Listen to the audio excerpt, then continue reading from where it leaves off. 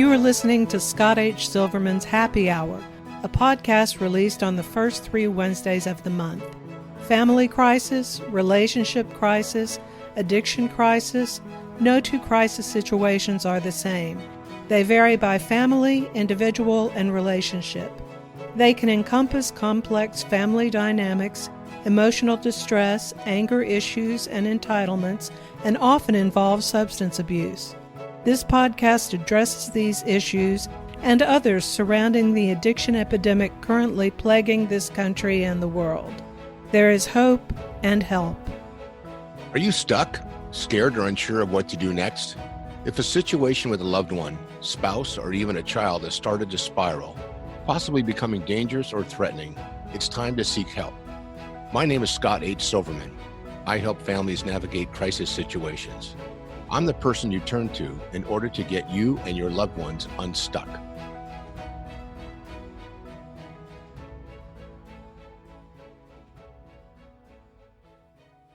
Welcome back to Scott H. Silverman's Happy Hour. This is Michael Glenn Moore. I'm Scott's co-host. And Scott, we have a special day today for you. This is a Saturday. Saturday, the 20th of February. And what is today for you? Well, it's just another Saturday, Michael, but it is my birthday. As a matter, it's funny. I just got something on LinkedIn from a guy I went to high school with. Actually, middle school and high school. We graduated the same time, and he says to me on LinkedIn, he goes, "So how old are you again?" And I'm thinking, I wonder if he's got some timers right now, or he really wants to see if I'll be honest about it. So I reminded him that today I'm actually 67 years old, or 67 years young. I mean, I've been on the planet 67 years, I think. Well, you're not that much older than I am. I'm 59, so I'm kind of getting there. But congratulations on your milestone. 67 is not a bad year. So nope. and we've had 2 good years preceding it, 21 and 2020, or 2020 and 21. So you've had you can at least say that I was 67 in 2021. Yeah, or another way of putting it is I've had 2 birthdays during the COVID, year of insanity. So that's kind of unusual as well. So, but to be alive another day, and woke up this morning feeling pretty good and sober and clean. And, I'm excited. Not a lot of birthdays excite me, but, today, and my daughter called me, she says, "I'm giving you your wish." I said, "What's that?" She says, "I'm not bothering you today." Because I just said, I don't want any gifts, and, don't worry about me. And whatever you're thinking about getting me, get your, the money, use that for yourself. And she said, "Oh, I actually wasn't going to get you anything. Just going to put a nice post on FaceTime or Facebook for you." So, so far it's been a great day. We're going to have pizza, and we're going to have spaghetti later, my 2 favorites. So, I've got a shirt on right now that I can't button, but thank God the camera's, just from the chest up. So I'm looking forward to celebrating. I'm glad you guys are here today as well. Well, Scott, before we start and you introduce yourself, why don't you go ahead and tell what you're doing for your birthday with the Safe Home Coalition, and give people a address for the website and so forth, or anywhere they can donate to help with that. Yeah. Make it a safehome.org. MakeitaSafeHome.org is a nonprofit organization. It's called Safe Homes Coalition. And what we do is we help educate the community on how to remove safely unused and unsafe medication. And in a couple of weeks, actually, Michael, I'm real excited. We've got a guest lined up. She's with the Girl Scouts, and she's working with AMR, the ambulance service here in San Diego, and we're going to be having a whole show around the Safe Home Coalition. But this particular year for my birthday, I'm asking people to go in and donate a little bit for the nonprofit charity organization. And it's on Facebook, safehomescoalition.org is that website. And look into it, check it out, because know that, there are opioids sitting in medicine cabinets right now that people aren't using, that are unsafe and unused and need to be disposed of. And most people don't know how to do it. You can't put it down the toilet. You can't put it in the, the waste landfill, and you can't give it away to a friend because they are very potent medication right now. And young people are getting involved with stealing from grandma or auntie or uncle, or even your own medicine cabinet. So keep that in check. But thanks for reminding me to mention that, Michael. Okay, go ahead and introduce yourself, Scott, and then introduce our guest for tonight. Okay, well, again, I'm Scott H. Silverman. You can see that on one side of the camera or the other. Google me anytime. My phone number is there, area code 619-993-2738. That's 619-993-2738. Welcome to our happy hour. And what we do for about 30 minutes is we bring in a special guests. We like to call them more than just guests. They're friends, they're colleagues, they're people in the industry. And we try to bring people here to talk about what's important to them, how it might relate to helping others. And today we have a fellow that has, his name is Fred, but he has 2 D's in his name. He's going to tell us about that. And Fred Carroll and I worked together on Ending the Stigma, The Road to Recovery. And we do that on Friday nights. And I wanted Fred to come on as a professional podcaster. I'm still a novice. And, as Michael will tell you, it took me almost 8 months to get my microphone plugged in the right way. So I didn't sound like I was in a trash can or running away from a cop every time I started talking. So with that, I want to introduce Fred today. And I'm going to let Fred tell you about Fred, because every time I've talked to Fred, there's something new that I'm learning. And last night we talked about mental health and personality disorders and multiple personalities, and we found out even more about Fred.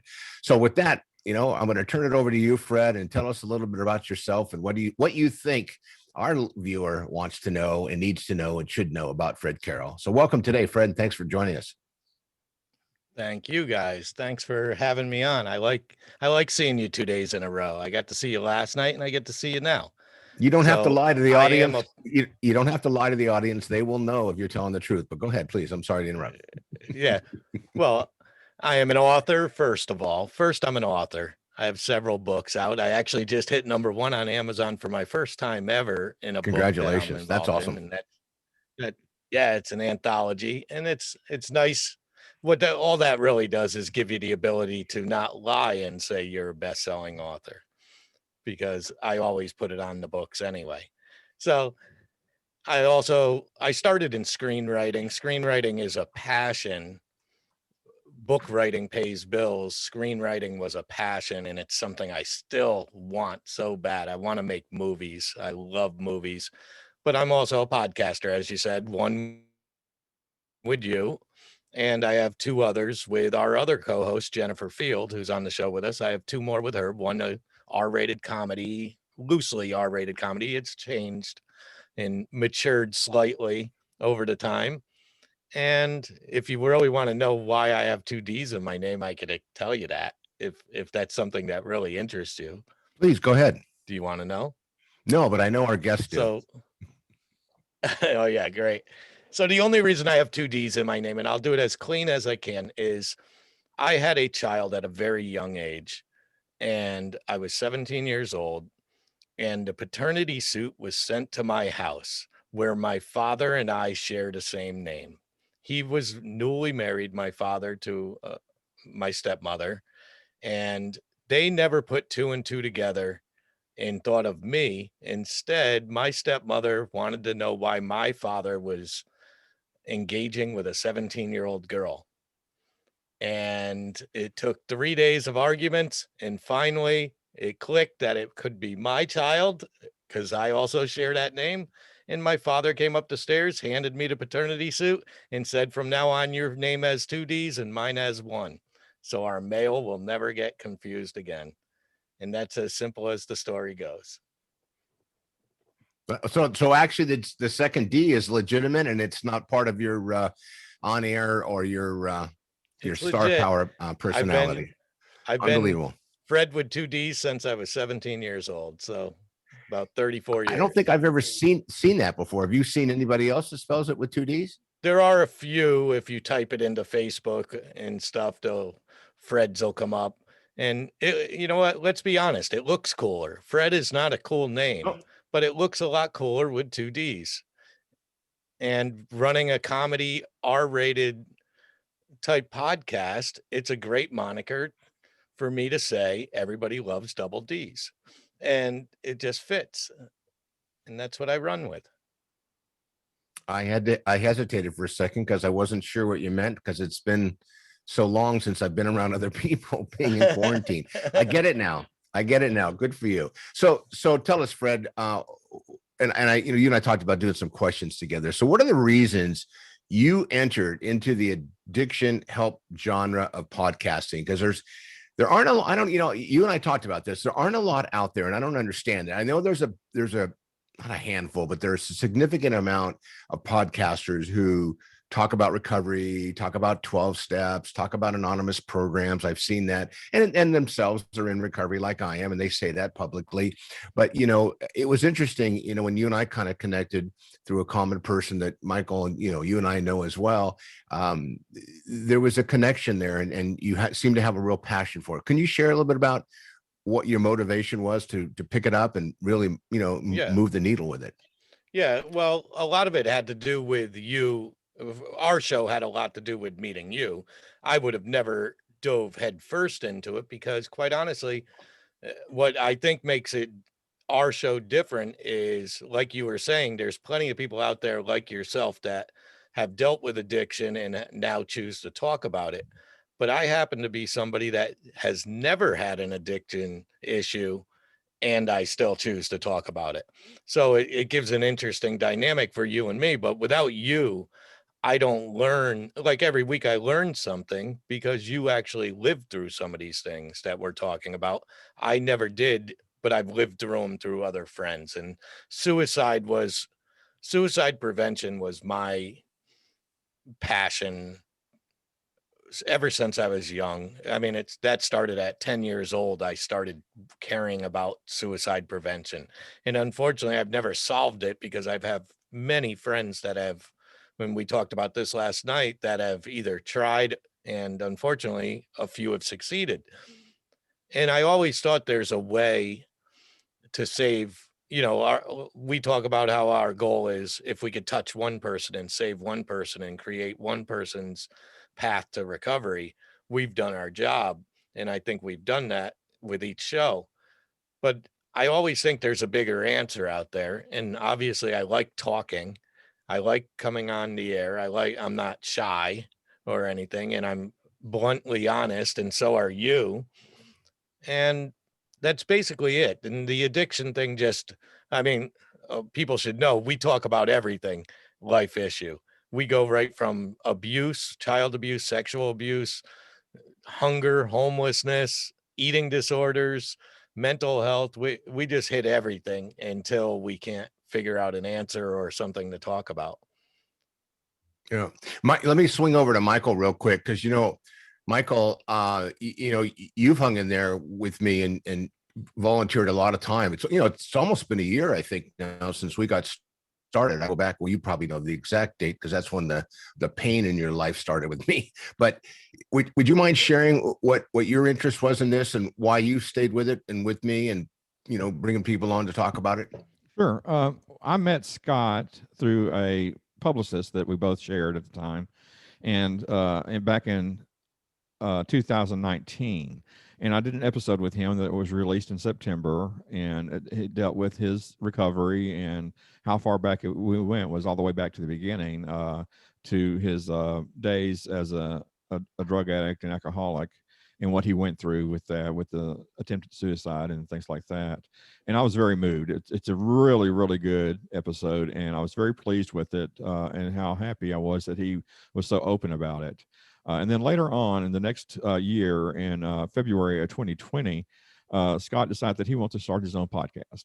And the person, the publicist that we both worked with, knew that I was, he knew me as a good podcaster. So he got us both in touch with each other again, and to ask me if I would help Scott start his podcast, which I said, yeah, no problem.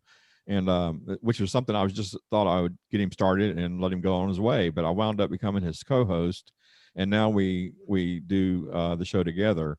Now, I'm not a recovered alcoholic or drug addict or anything like that, but I am interested in the subject, and Scott is so engaging in the way he approaches it and discusses it that it's really, I find, a very good podcast, and I wish more people could find it. So if you're listening and you like the show, please tell somebody else to check it out. It's worth the while.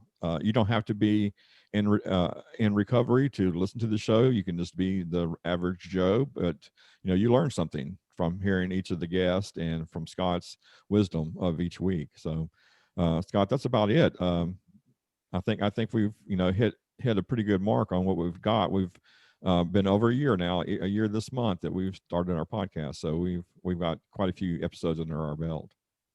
And no one's pulled us off the air. So I think it's a good sign. And, and I don't have the skill sets that you guys do in the back office part. Michael actually helped find somebody with design the logo and I didn't know I knew what an intro was. I didn't know what an outro was. And he put all that together. So it gave me a platform to move it forward. And that's kind of how we ended up here, Fred. And Michael, I appreciate all the great work that you've done. All right. So back to you, Fred. When did you begin podcasting? Because I know you've been at this a little while. And what are your other shows? So everybody knows that you're not just stuck with me, so to speak. So Ending the Stigma is our webcast. That's more of a webcast because we do it live, which makes it unique. I don't consider webcasts to be podcasts, but some people do. Podcast wise, I do Within the Head of Fred. And once again, it is rated R, but it is my outlet to have some fun and talk about, but we do educate, and we do have a lot of compassion on that show.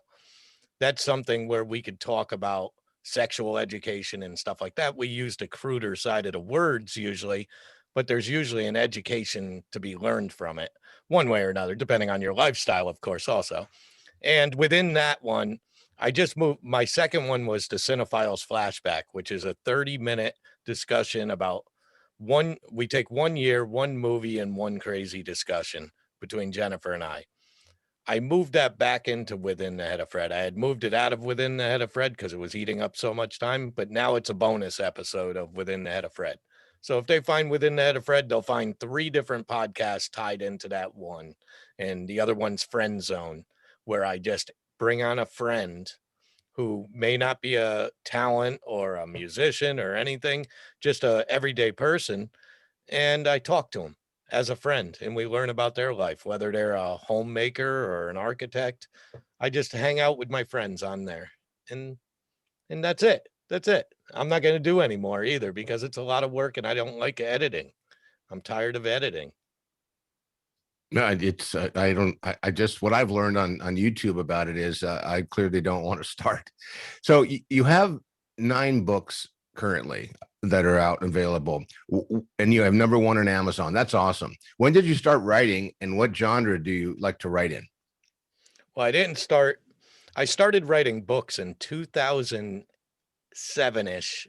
2008 is when I released my first book. But I had a knee injury. I was a screenwriter up until that. I started screenwriting in the late 80s all the way through then. But then I said, I'm tied up with a knee injury, can't move, can't go exercise. I'm going to write a book. It's not that easy. It's not as easy as people think. It sounds easy. Anybody can do it, though. Anybody can do it, but it takes a lot of dedication. It's easy to start. The middle is hard. The end should be easy. Because if you did the middle and the beginning correctly, the end should already be written. But typing the end is what's difficult. It's easy to start, hard to finish. But my genre in that, so 2008 with that, and my genres have been all over the place. I started with, my first book is I call it an anti-suicide book. Now, I did get in trouble by certain people read it as pro-suicide, like I was promoting it. But if they truly read the book, they would have understood that I wrote about the family dealing with the loss of a child to suicide. So I was writing from their standpoint of the effect of suicide. Now it was my first book, so there's a lot of errors in it, things I'd go back and change today after years of writing. But then I did paranormal romance. I've done drama. I just did a love story recently. I just finished today. I just typed the end on that. And that's something we'll get into, I guess, later. Love is not my thing, the word, but it's one of these things that I just write stories. I try not to stick to genre. If a story pops into my head, bam, I write it. I don't care what the genre is. I'm not locking myself in any box. Got it. So there's when I used to teach class working with people coming out of jail and prison, one of the questions I would like to ask people is, how did you get here? And, it's amazing. Probably 90% of the time, the average person said, I took the trolley. No, that's not what I meant. What I meant was, what brought you here? How did you hear about us, kind of a thing. So this is my next question for you. So how did you get to where you are today? And please don't tell us you took the bus, because that would just give me a flashback. But imagine that when you ask somebody in sincere desire to find out how they found you and said, how did you get here today? And they literally said, I took the trolley. And it's a literal question. So how did you get where you are today? Tell us a little bit about that. Well, I think the same way everybody else does, through trial and error. One thing, I started out very young with a lot of issues, such as I had a severe speech impediment. First of all, I had a severe speech impediment until I was about 9 years old, and obviously overcame that. And if my mother was alive, she'd tell you I haven't shut up since I learned how to talk. But I did go through an unfortunate event at a very young age where I was sexually molested, abused, whatever word you want to use, and physically abused into my teen years.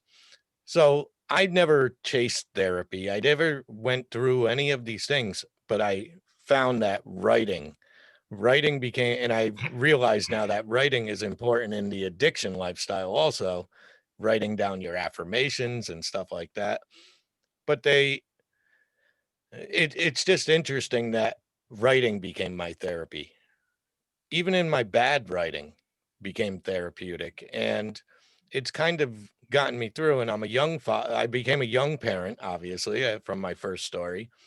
And I also have two other children after that, and ended up having them full time. I became a single parent at the age of 32 and had two young children and raised them through. And that's pretty much where I landed today. So everything I do is for my children in hindsight now, because they're older, and I don't know if they appreciate it though. Do children appreciate anything until I'm on my deathbed? Because I'm waiting. Well, I think one day what we might do is get a few of us together and then bring our kids in for safety reasons through Zoom.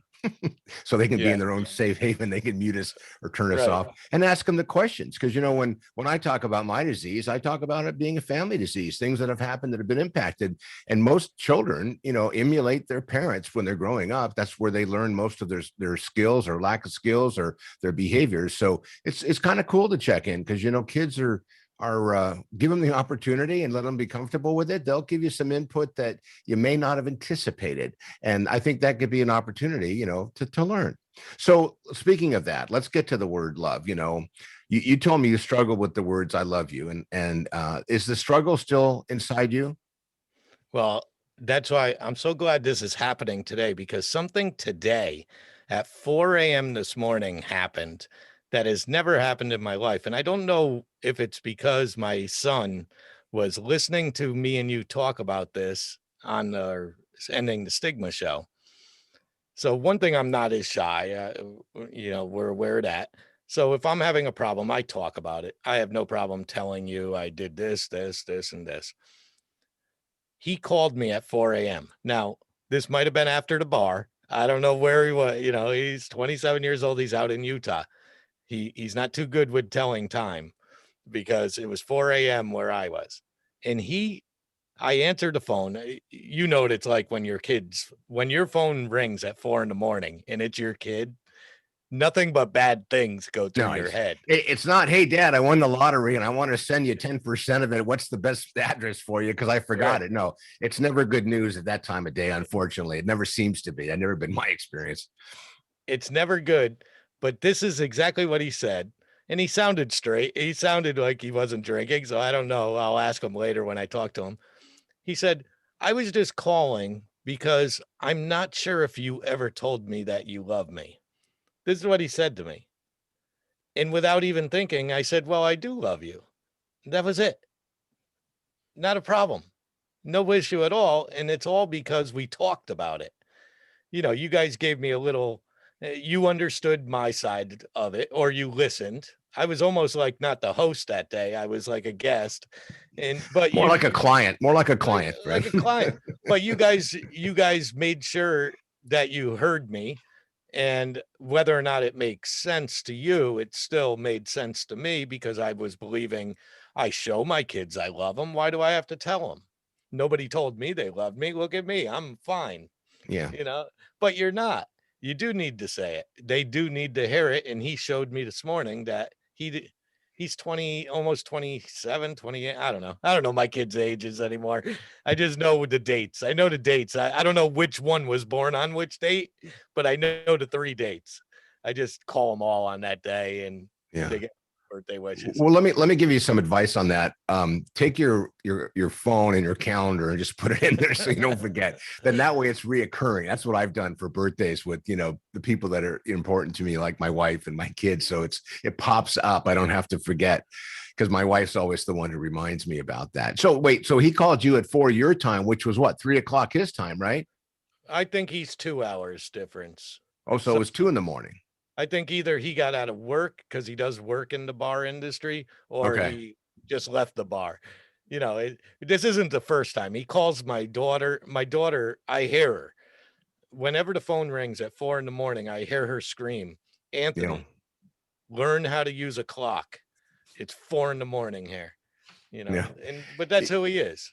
When I first got sober, I think I've shared, I may not have shared this, but the night that I checked into treatment, the day in the morning and the evening, one of the messages I think I've shared is they told me to shut up and listen. But the second message I heard was in recovery is we will love you until you can love yourself.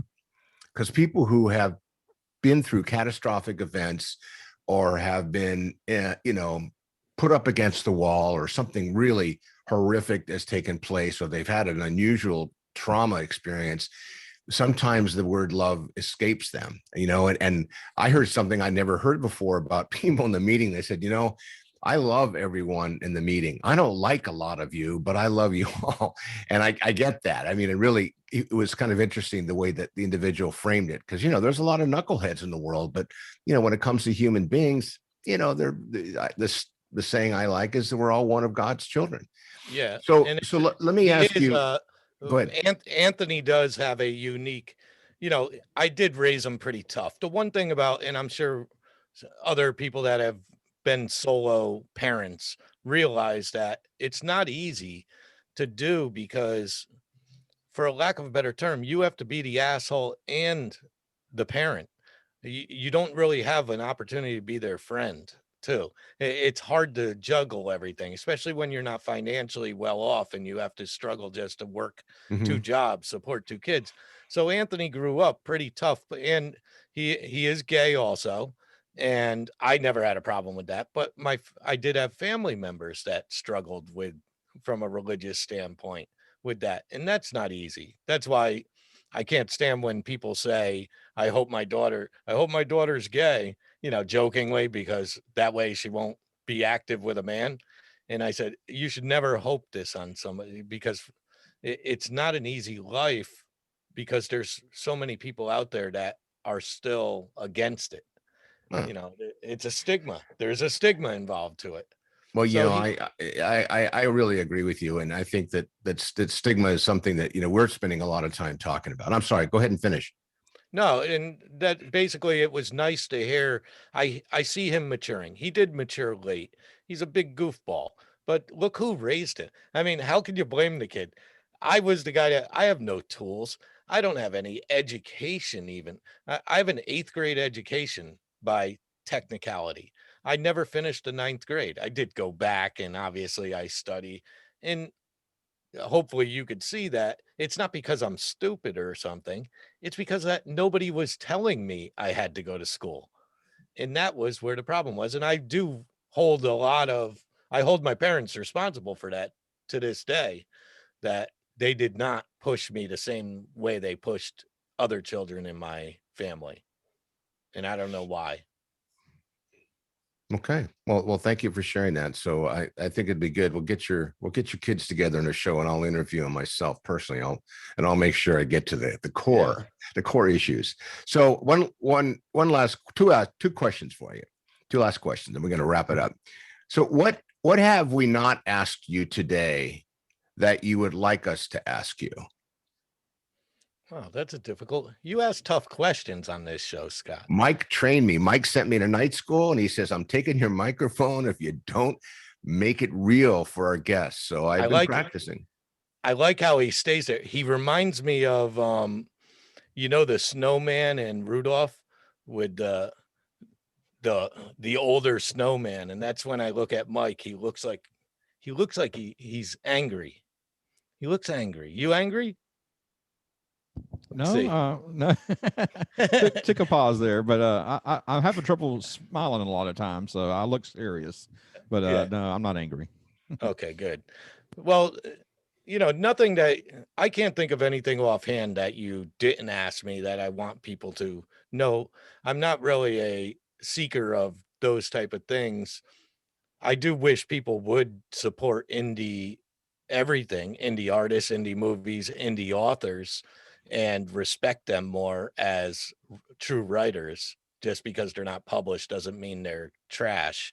There are a lot of talented people out there that are just trying. So to support them with a 99-cent book or a $1.99 book shouldn't be looked upon as less than Stephen King or someone like that. There really is talent out there if you just support it. Okay. Last question. And then you get to share whatever information you want us to know to how to reach you and get a hold of your books. If you had a magic wand, what would you do with it?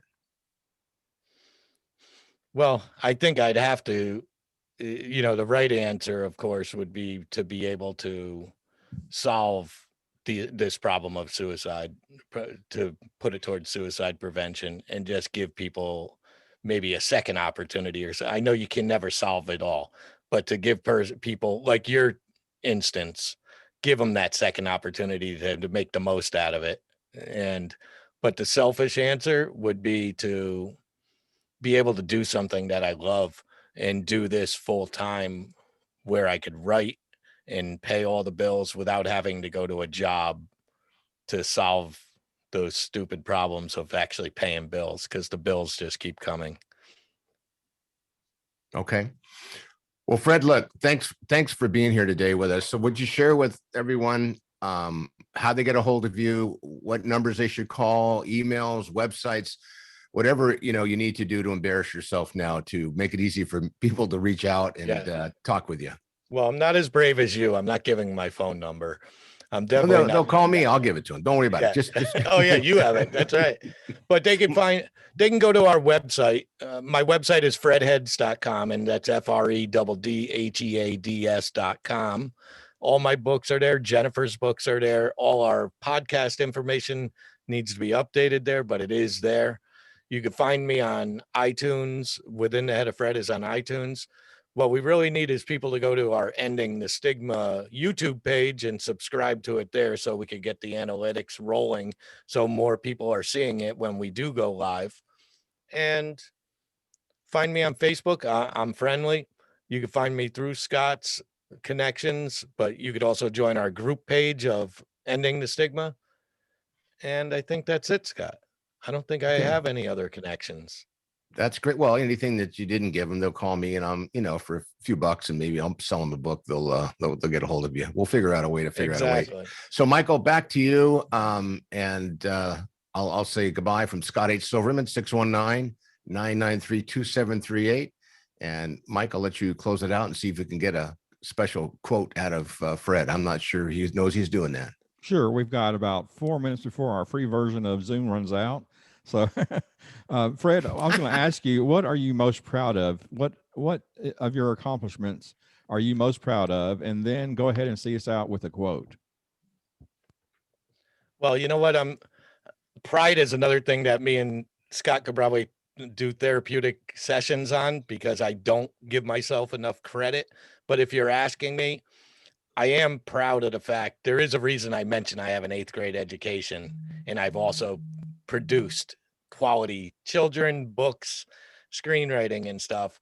And I think that's important for people to know. It's similar to addiction, where you can survive. You can make it happen if you work hard and you get it done. So I do have some pride in the fact that with very limited education, I was able to write a book. there's so many ways you can go with it. But one of my favorite quotes, and I say it often, but I love it. And it's, I didn't invent the rainy day. I just own the best umbrella. That's one of my favorite quotes.